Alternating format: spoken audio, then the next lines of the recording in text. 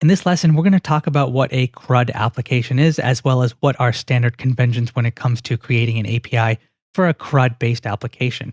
So CRUD is an acronym that represents the four main functions of an application. So any application, regardless of what it is, needs to be able to create things. So in our case, since we're building a social media type application, we need to be able to create posts, make new posts. We need to be able to read posts. And so that includes, retrieving all of the pre-existing posts. We need to be able to update a post if we want to implement that functionality. So if we decide to change what our post says, we would use the update functionality. And then finally, we need to be able to delete a post. And so the CRUD, that represents the four main functions of any CRUD-based application. So it's nothing more than an acronym.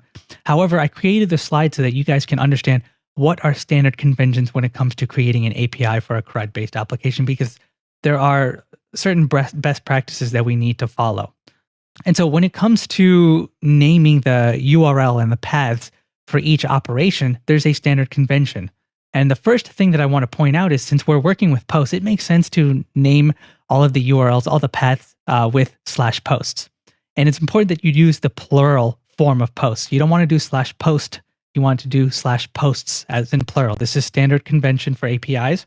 And if we were working with users and we wanted to be able to create, read, update, and delete users, it wouldn't be /user, it would be /users. So always use the plural, that's standard convention. Now, when it comes to creating a post, right, that's always going to be a post request. So we've got the create functionality right here, and we can see that we have to send a post request. Standard convention. Anytime you want to create an entity, it's going to be a post request. And the URL or the path for that specific request is always going to be /post in this case. And if you want to see what that looks like for the decorator in Fast API, it's pretty simple. You just do app.post/post. So this is something you guys already know. Now, when it comes to read functionality, which would be, reading or retrieving pre-existing posts, there's actually two different path operations we're going to create. So the first one is going to be /posts. And this is going to be for retrieving either all of the posts or multiple posts, depending on what filter that we use. And so when it comes to retrieving information from a database or anything like that, retrieving data, it's always going to be a get operation. So you send a get request to /posts. And if you want to see what that the decorator on Fast API would look like, it's just app.get/posts. Once again, we already have this set up in our application so far. However, there's also going to be another path operation for reading, right? And that's if you want to get one individual post. So if we want to get detailed information about one specific post, we're going to send a get request to /posts/ and then we've got this ID right here. So anytime you create something, what's going to happen is anytime you add something to a database, the database is going to give it that specific item a unique identifier so that we can uniquely identify that specific entry. And so if I want to get detailed information about a specific post, I would just send a request to /posts and then pass the ID of that specific post I'm interested in. So that's what this ID represents.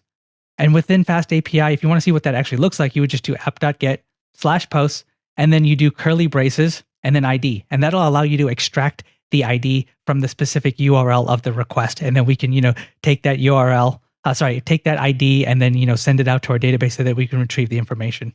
So there's always going to be two specific path operations for read functionality. Then we have update. So this would involve updating a pre-existing post. So maybe we, posted out something and then we realized we said something offensive and we want to update it before anyone takes a screenshot of it.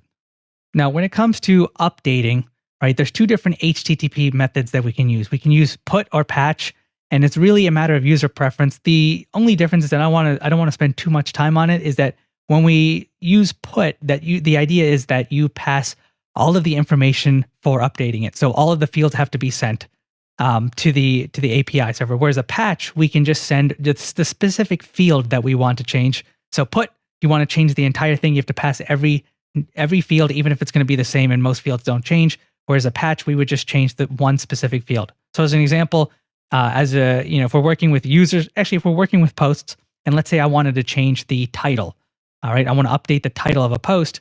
If I used a put request, I'd have to give the new title, and I would have to give the pre-existing content, right? Because the idea behind put is that you have to provide all of the same information so that we can, on the back end, just take all the information and then update the entity. Whereas a patch operation, I can just send the title and then my backend should know how to just update that one field.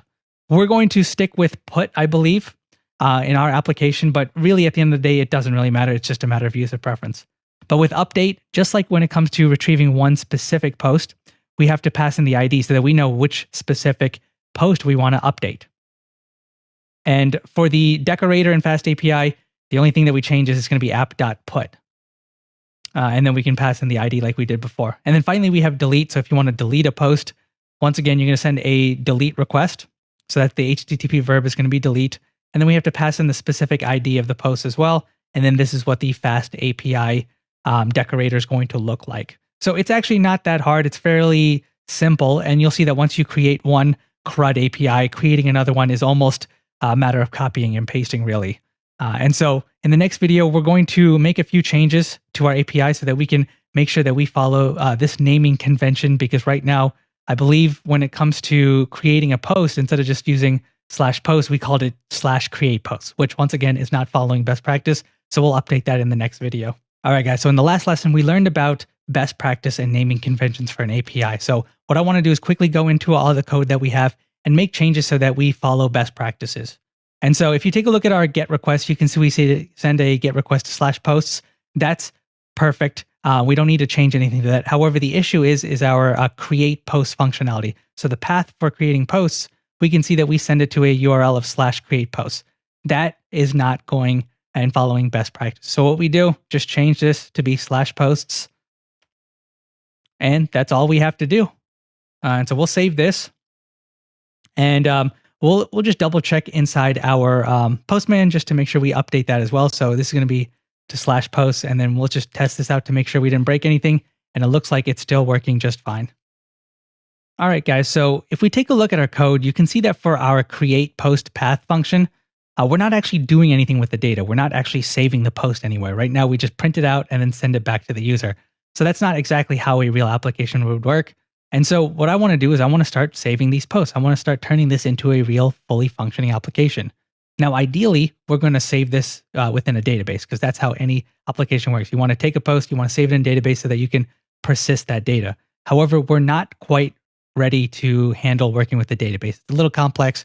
We're going to get to it in this course. However, I want to keep things simple. So what we're going to do is we're going to save the posts in memory. And how do we do that? Easy. I'm just going to create a variable, just globally, that's going to store all of our posts. So I'm going to say my_posts. And this is just going to be an array. And so this array is going to contain a whole bunch of posts objects. Right? And what each post is going to be it's going to be essentially a dictionary. And the dictionary is going to look kind of like this. So we're going to have a couple properties. So we already know that our post is going to have a title, and then that'll have, whatever, title of post 1 or whatever. And then we're going to have the content, of course. And I'll just say content of post 1. This is just an example post. And then what we'll also do is, like I mentioned before, anytime you save a piece of information within a database, the database is going to create a unique identifier, an ID. Now, since we're not working with databases, there's no ID. However, it's going to create issues because, if you remember, when it comes to working with CRUD-based APIs, we need to be able to fetch data and update data based off of the ID of the specific post. So we do need to still have an ID so that we can uniquely reference any single item within this array. So we're going to have another field called ID. And then this is just going to have, be some random integer, 1, 2, 3, 4, 5. It doesn't matter. It's just got to be unique. That's all that matters. So this is what our post is going to look like. And we're going to just store it in this array. So we're going to have multiple posts. And I'm going to keep this one hard-coded in here because every time we change our code and hit save and refresh, guess what? It's going to clear this out because remember, this is just stored in memory. So every time our application restarts, we're going to lose that data. So just to keep things simple, I'm going to hard-code another entry. So for this post, we'll say the title is favorite foods. And the content will be I like pizza. And we'll just give this an ID of 2.